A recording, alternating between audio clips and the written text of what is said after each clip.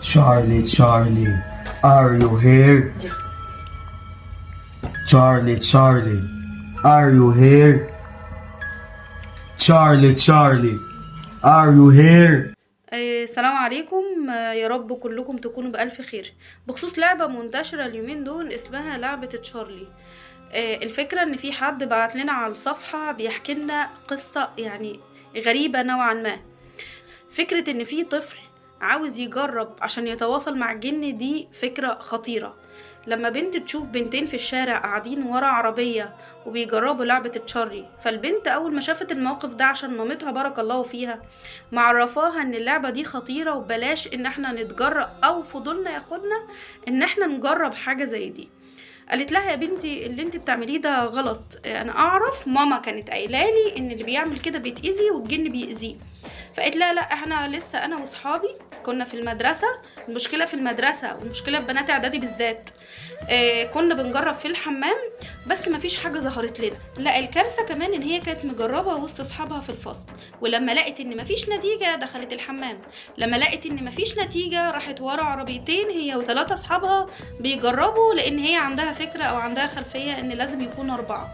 لما لقيت برضو ان مفيش فايدة وابتدت الناس تحتك بيها، لا انا هروح في البيت قبل الفجر، هسهر وهعمل كده وهعور نفسي. الفكرة هنا يا جماعة ان الاطفال عندها فضول لحاجة زي دي. فكرة ان انا بجرب عشان عايزة تشارلي او الجن ده يظهر لي، دي فكرة مرعبة. ازاي الاطفال في السن ده عندها الفضول ده؟ يا جماعة ناخد بالنا، الموضوع فعلا خطير. انا يمكن لما عملت بحث عن الموضوع ده لقيت ان في كذا مدرسة حصل فيها كذا حادثة بسبب الموضوع ده، ان البنات بتدخل الحمامات وتجيب ورقة وتكتب عليها يس ونو ويعوروا نفسهم، ويبدأ في واحدة حاضر عليها جني. انا معرفش صحة الموضوع من عدمه.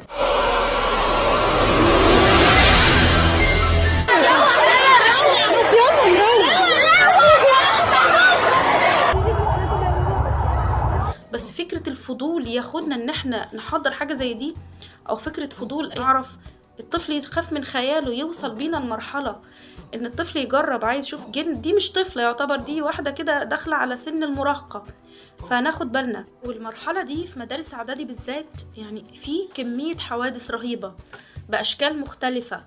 فخدوا بالكم، المدرسين تاخد بالها من الحمامات كويس. اولياء الامور خدوا بالكم من عيالكم، نبهوا عليهم ان مش كل حاجة تستاهل التجربة، مش كل حاجة تستدعي يكون عندنا فضول ليها.